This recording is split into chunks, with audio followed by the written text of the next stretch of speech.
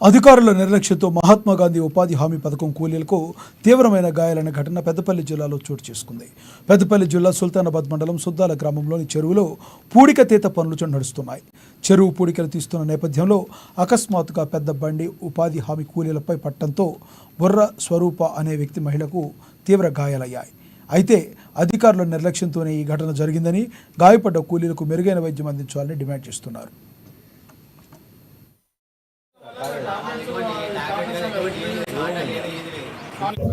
ఈ బుర్ర తారకైతే పూర్తిగా ఏది స్వరూపకు పూర్తిగా ఏది లేచేటువంటి పరిస్థితి, కాళ్ళు చేతులు నడుము లేచేటువంటి పరిస్థితి లేదు. ఇప్పుడే హాస్పిటల్ కు ప్రభుత్వ ఆసుపత్రికి తీసుకురావడం జరిగింది.